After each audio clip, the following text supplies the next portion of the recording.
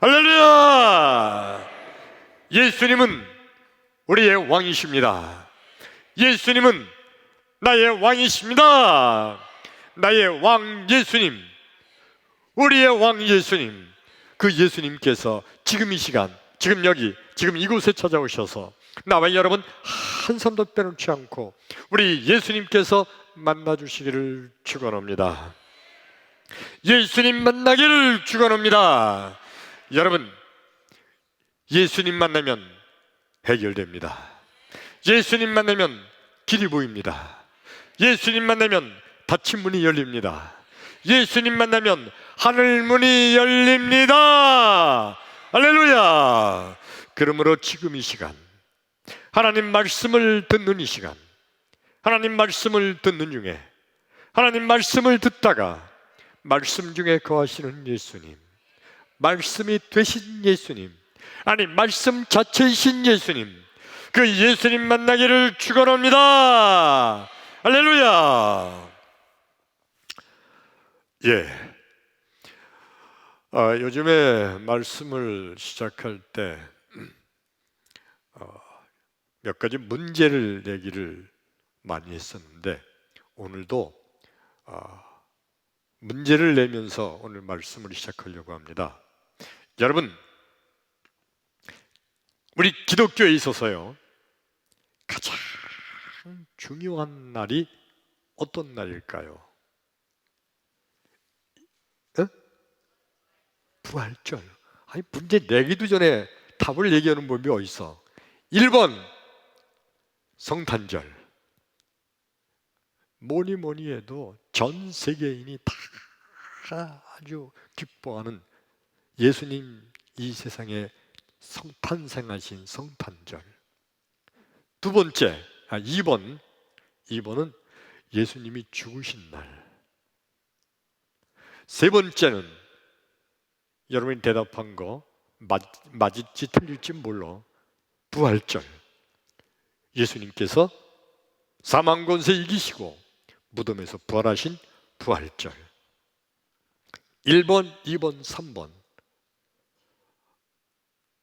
4번도 있죠. 우리 항상 4번이 있어요. 4번 뭐죠?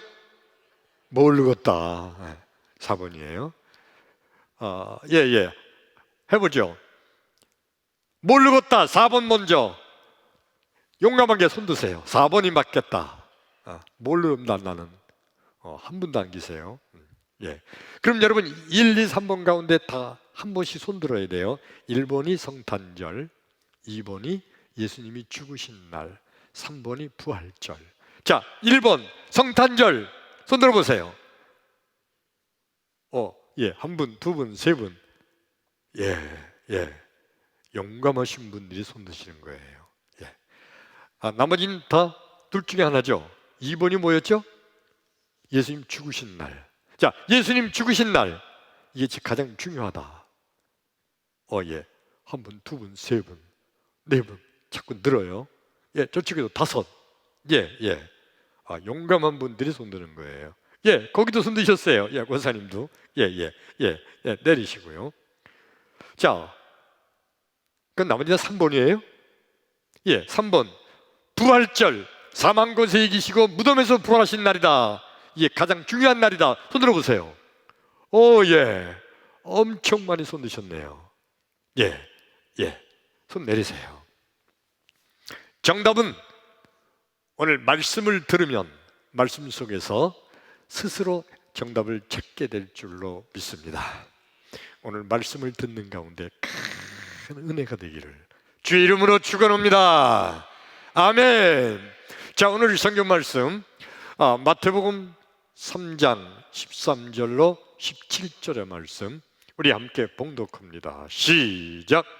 이때 예수께서 갈릴리로부터 요단강에 이르러 요한에게 세례를 받으려 하시니 요한이 말려 이르되 내가 당신에게서 세례를 받아야 할 터인데 당신이 내게로 오시나이까? 예수께서 대답하여 이르시되 이제 허락하라. 우리가 이와 같이 하여 모든 의를 이루는 것이 합당하니라 하시니 이에 요한이 허락하는지라. 예수께서 세례를 받으시고 곧 물에서 올라가실새 하늘이 열리고 하나님의 성령이 비둘기같이 내려 자기 위에 임하심을 보시더니 하늘로부터 소리가 있어 말씀하시되 이는 내 사랑하는 아들이요 내 기뻐하는 자라 하시니라. 크게 아멘. 예, 오늘 이 성경 말씀의 내용이 뭐냐 하면 예수님께서 요단강가에서 세례를 베풀고 있는 세례 요한에게 가셔서 예수님께서 세례를 받으신 장면이에요. 우리가 읽은 이 말씀 그대로 예수님이 세례 요한에게 가서 세례를 받으려고 하니까 세례 요한이 깜짝 놀랐어요. 깜짝 놀랐어요. 아이고 주여, 내가 예수님께 세례를 받아야 마땅하지 어떻게 예수님이 나한테 세례를 받습니까? 이 세례 요한이 깜짝 놀랐어요. 이거 말도 안 됩니다. 예수님은 하나님이신데, 하나님의 아들이신데 당연히 내가 예수님께 세례를 받아야죠. 어떻게 내가 예수님을 세례를 베풉니까? 말도 안 됩니다. 이게 세례 요한이 소리친 거예요.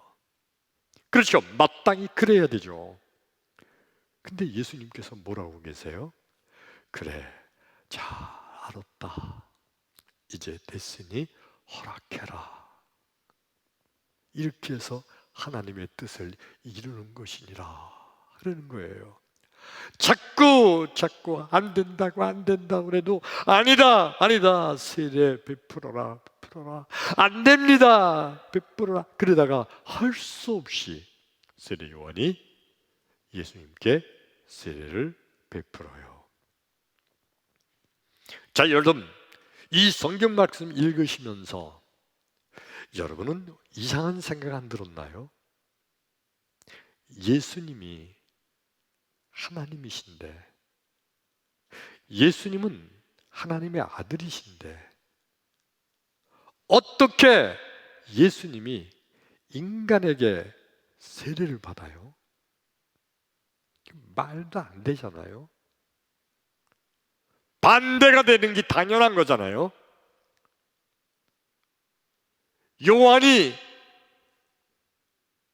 예수님께 나와서 예수님께 세례를 받았더라. 그럼 이건 자연스러운 거예요. 당연한 거예요. 근데 이거 반대는 말이 안 되는 거예요. 사실 지금 우리 교회에서 세례를 베푸는데 담임 목사가 우리 교회 어느 집사님한테 가서 집사님 나오세요. 자, 나 세례 좀 주세요. 그리고 내가 그러면 이거 얼마나 부자연스러워. 말도 안 되잖아. 그렇죠?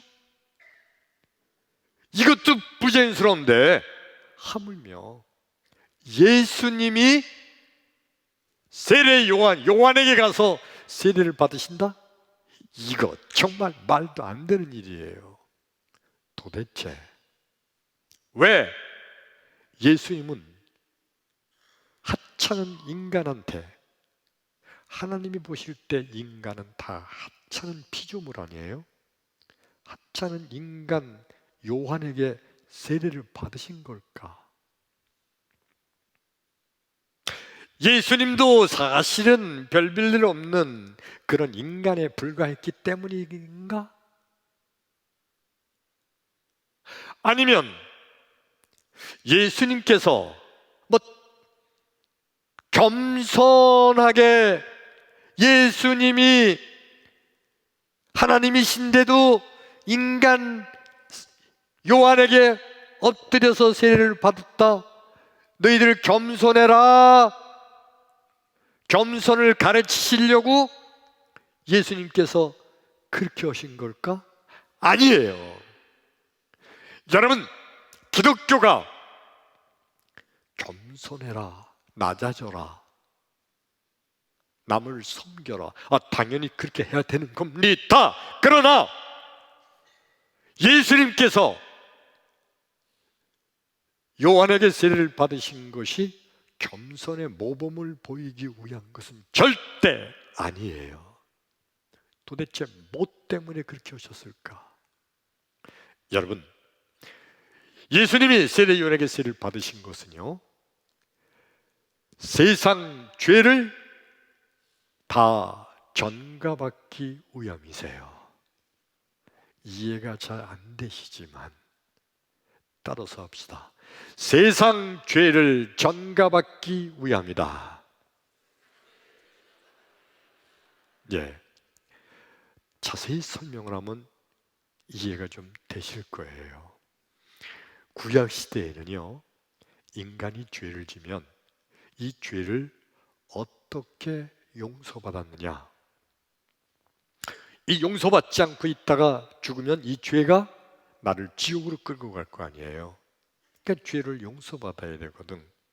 그 죄를 짓게 되면 구약 시대에는요, 그 사람이 흠없는 어린 양 한 마리를 끌고서 성전에 있는 제사장 앞에 찾아갑니다.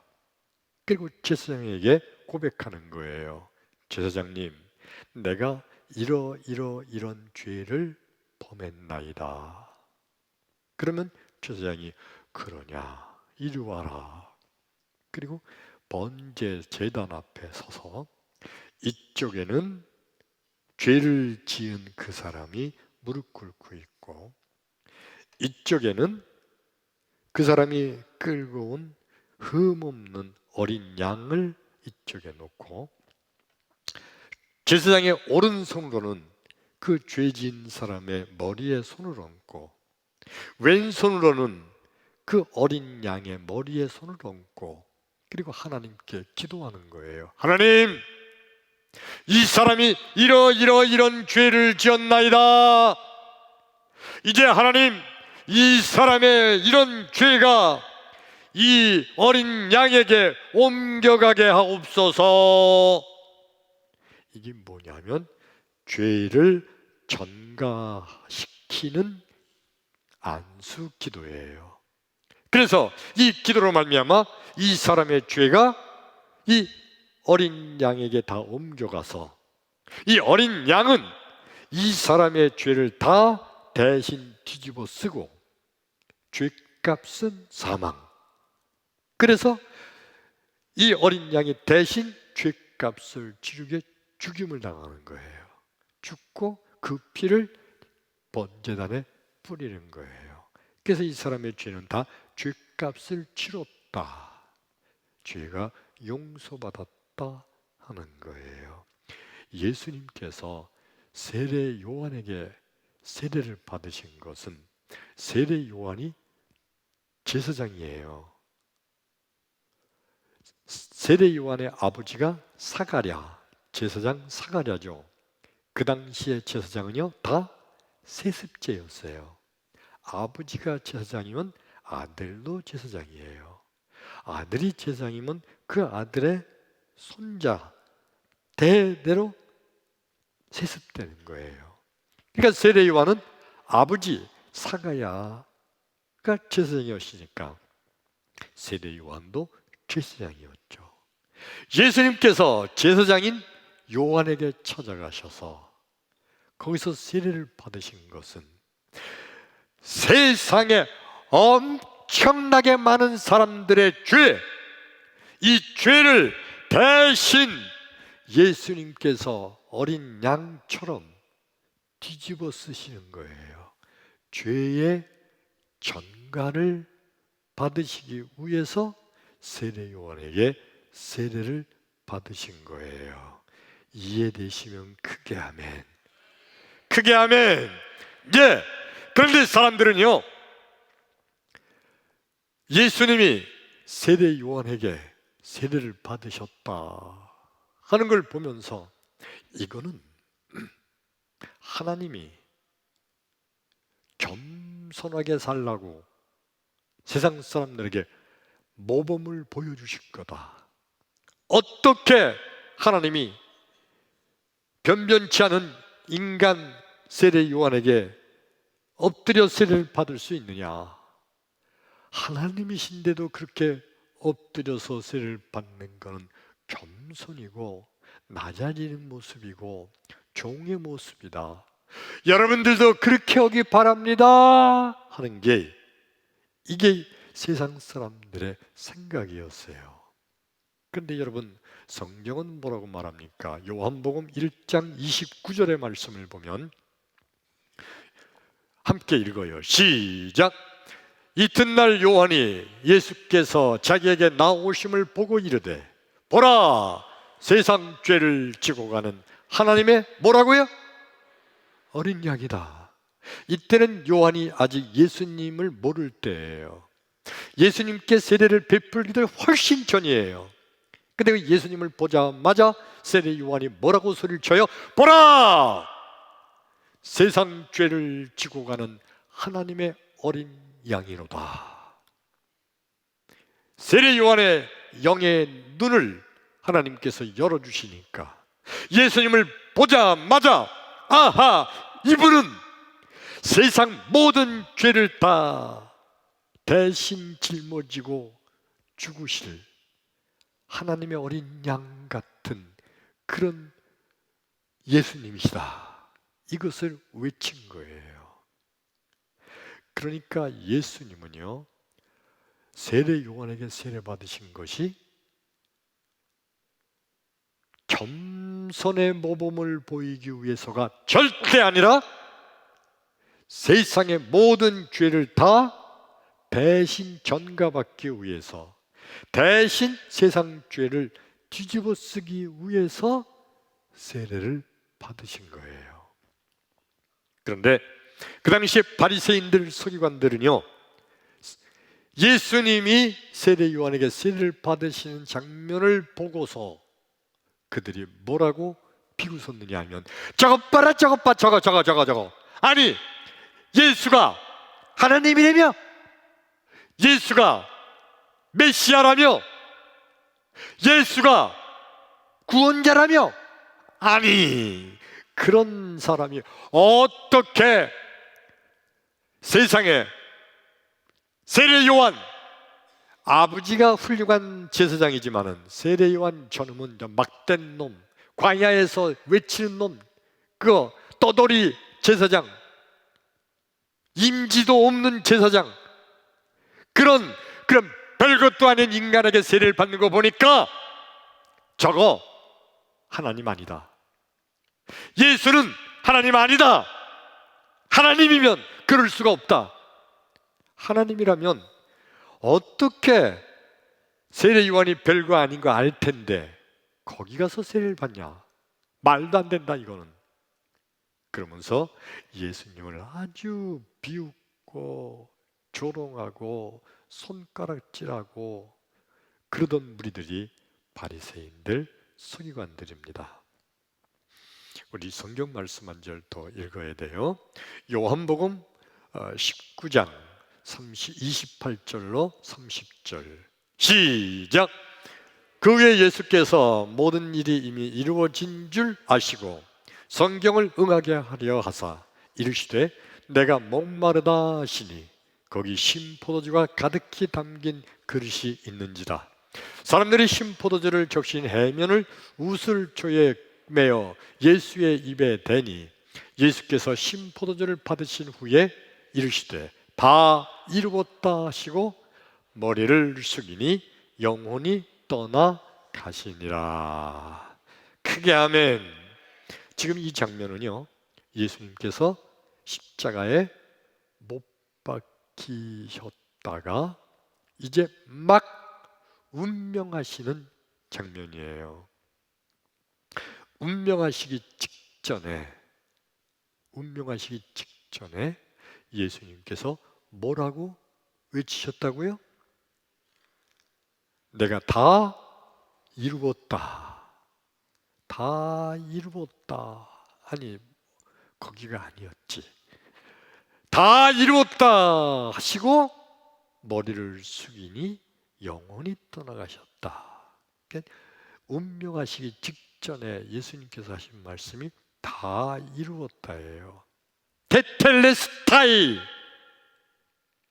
다 이루었다. 값을 다 치렀다, 그런 뜻이에요. 예수님께서요, 다 이루었다고 하신 것이 뭘 다 이루었다고 하시는 걸까? 여러분, 예수님이 이 세상에 오신 목적, 이 세상에 예수님이 오신 이유, 그게 뭐죠? 그걸 다 이루신 거예요. 예수님이 세상에 오신 이유, 목적을 예수님이 다 이루시고서 내가 다 이루었다 하시고 죽으신 거예요. 다 이루신 다 이룬 게 뭐였나요? 예수님이 세상에 오신 이유는 하늘의 하나님이신데, 근데 세상의 사람들을 보니까 죄가 관영해서 죄에 앉은 사람이 하나도 없어. 그대로 놔두면 다 그 죄로 인해서 지옥에 떨어져 죽을 수밖에 없는 인간들이에요. 그 하나님이 그 인간들을 사랑하셔서 그대로 둘 수 없으니까 세상에 있는 모든 사람들의 죄를 다 없애줘야 돼요. 이게 하나님이 인간을 사랑하시는 하나님의 사랑이에요. 그래서 세상에 있는 모든 사람들의 죄를 다 없애시려고 예수님은 이 땅에 오신 거예요. 그리고 그 예수님께서 세상에 있는 모든 사람의 죄를 다 대신 뒤집어 쓰시고 죄값은 사망, 값을 치러야 되는데 값이 뭐냐 하면 사망, 죽음이야. 그래서 예수님께서 죄값을 우리를 대신해서 십자가에서 치르셨어요. 죽으신 거야. 그래, 죽으시는 순간에 예수님은 내가 다 이루었다 외치신 거예요. 뭘 다 이루었다는 거죠? 세상 사람들의 모든 죄를 다 용서했다. 이해되시면 크게 아멘. 크게 아멘. 그러니까 예수님은요, 이 땅에 오셔서 사람들의 모든 죄를 다 대신 뒤집어 쓰셔야 돼. 모든 사람의 죄를 다 뒤집어 쓰시기 위해서 세례 요한에게 죄에 전가하는 어린 양의 안수, 죄의 전가의 세례를 받으신 거예요. 그리고 드디어 그 예수님께서 십자가에서 죽으심으로 테텔레스타이, 죄값을 다 치우신 거예요. 그러니까 예수님께서는 내가 다 이루었다고 외치신 거예요. 예수님의 뜻이, 하나님의 뜻이 이 땅에 다 이루어진 거예요. 이해되시면 아멘.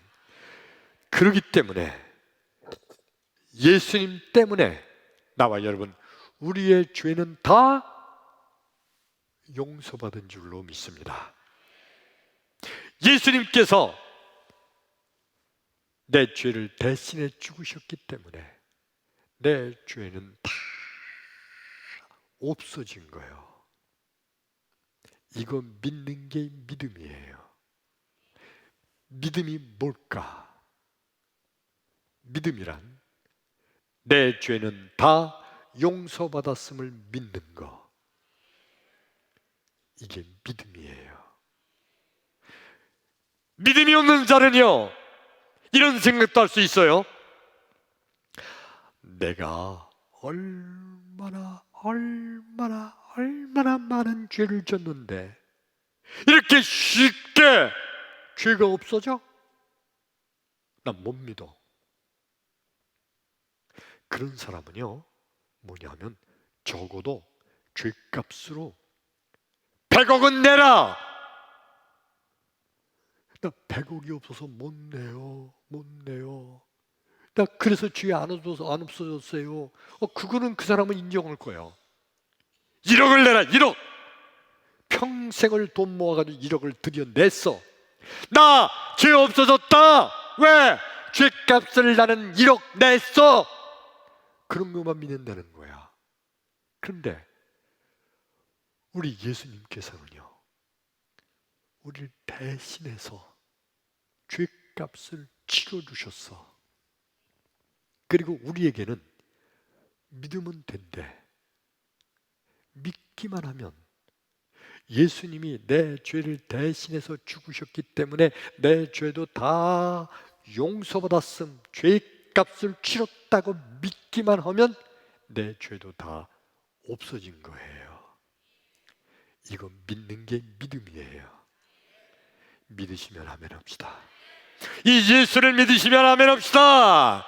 할렐루야. 이게 바로 예수 믿는 믿음의 핵심이에요. 오늘 성경 말씀 본문에 세례 요한에게 가서 예수님께서 세례를 받으시니까 사람들을 다 수근수근거렸고, 바리새인들, 서기관들은 손가락질하면서 저거 어떻게 하나님이 어떻게 사람 앞에 엎드려 세례를 받느냐, 저거 그러니까 하나님 아니요, 예수는 가짜야 가짜, 막 비아냥거렸어요. 그런데 예수님께서는 온 세상 사람들의 죄를 다 용서해 주셔야 되기 때문에 죄를 대신 전가받으시기 위해서 죄를 대신 어린 양처럼, 이 사람의 죄가 어린 양에게 뒤집어 쓰는 것처럼 전가받고, 그리고 십자가에서 죽으신 거예요. 이 사실을 믿는 모든 사람들, 오고 가는 지나간 수천 년 동안, 지금도, 그러니까 앞으로도 영원히 예수님께서 내 죄를 대신하여 죽으셨다고 믿는 모든 이들의 죄는 다 용서받은 줄로 믿습니다. 크게 아멘. 할렐루야. 여러분, 오늘 문제, 가장 기독교에서 중요한 날이 첫 번째 성탄절, 몇 명 없었죠? 두 번째 예수님이 죽으신 날, 몇 명 없었죠? 그리고 대부분이 다 부활절에 손드셨죠? 틀린 거 알죠? 틀렸다는 거 알죠? 예. 가장 중요한 거, 예수님께서 부활하시면서 만세! 내가 이겼다! 예수님 안 그러셨어요. 죽으시면서 내가 다 이루었다. 그러므로 기독교의 핵심은 십자가인 거예요. 믿으시면 아멘. 예수님께서 십자가에서 피 흘려 죽으심으로, 그래서 온 세상의 모든 죄가 다 용서받게 된 거, 이게 바로 기독교의 핵심이며 기독교의 가장 중요한 날인 거예요. 크게 아멘. 아멘. 예. 그런데 그러니까 오늘이 종려주일이고 한 주간을 고난주간이라고 부르죠. 왜요? 예수님이 로마 군병에 잡혀서 고난당하시고, 그리고 십자가에 달려서 아주 고난당하시다가 죽으셨으니까, 그래서 예수님이 고난당하신 주간, 그래서 고난주간이라고 우리가 그렇게 불렀어요. 근데 여러분 한번 생각해 봐요. 고난주간의 그 의미가 가만히 생각해 보니까, 이거 예수님이 힘이 없어서 잡히셔가지고 고통당하시고 고난당하시다가 힘없이 죽으신 거 아니잖아요.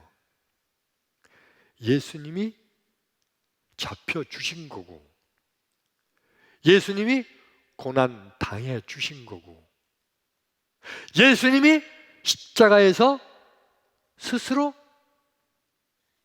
죽으신 거예요. 힘이 없어서 죽으신 게 아니잖아요.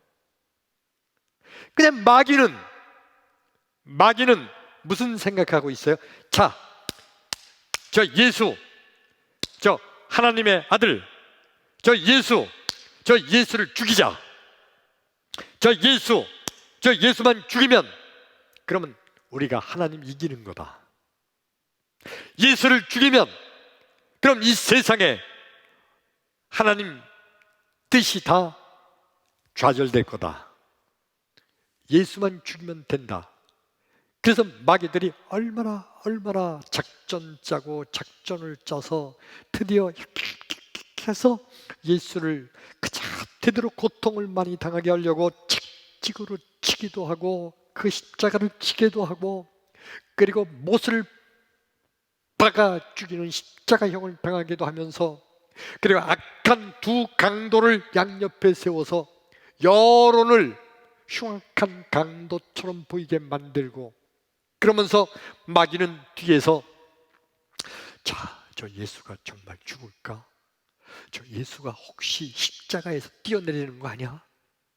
저 예수가 하나님이니까 저 예수가 지금이라도 십자가에서 두두둑 끊고 뛰어내려서 이놈들아! 혹시 그러지 않을까? 이 마귀는 그 뒤에서 그 로마 군병들 바리새인들을 조종하면서 자 얼른 죽여 그러면서 뒤에서 마귀는 그냥 초조하고 있을 거예요. 죽어야 될 텐데 저 예수 죽어야 되는데 근데 드디어 예수님이 죽으셨어. 그 순간 마귀는 손뼉을 치면서 됐다! 내가 이겼다! 내가 하나님을 이겼다! 마귀가 막 손뼉을 쳤어요. 마귀가 막 손뼉을 치고 있는데 그런데 천국에서는요.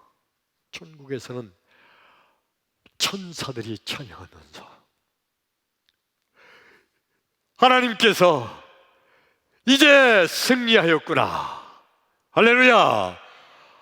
아니 마귀는 지가 이긴 줄 알고 막 박수치고 있는 거야. 근데 천국에서 하나님께서 드디어 승리하였도다. 할렐루야. 그러니까 여러분 고난주간이 마귀의 눈으로 볼 때는 예수님이 고난당하는 거예요. 고난 내가 이기는 거야. 마귀가 드디어 자기 작전대로 다 돼가는 거예요. 그런데 하나님 편에서 볼 때는 하나님께서 그래 너희들은 예수를 죽이면 너희들이 끝나는 줄 알았는데 예수는 죽으셔야 그래야 세상에 있는 모든 죄를 다 용서하고 지옥으로 너희들이 끌고 갈 영혼들을 다 구원하게 되니까 예수님이 승리하는 거죠. 아멘. 그러니까 여러분 고난주간이라는 말보다 복음의 깊이를 깊이 알게 되면 승리주간이라는 말이 더 어울리지 않겠어요? 이해되시면 아멘. 고난주간이라는 말은요 이건 믿지 않는 사람들이나 아니면 복음의 깊이를 모르거나 아니면 마귀들의 입장에서 볼 때는 예수가 고난당하는 거야. 그런데 복음의 깊이를 깊이 알고 성경의 깊이를 깊이 진리를 깨닫고 보니까 고난당하시는 게 아니라 승리하시는 거야. 그게 아멘. 그래서 고난주간은 고난주간이 아닌 거예요. 더 깊은 진리는 승리주간이에요. 크게 아멘. 따라서 합시다. 승리주간 아멘. 이제 우리 교회에서는 고난주간이라는 말을 쓰지 말고 이제 승리주간이라는 말을 쓴다는 거에 대해서 여러분 어떻게 생각하세요? 아멘. 예, 승리주간.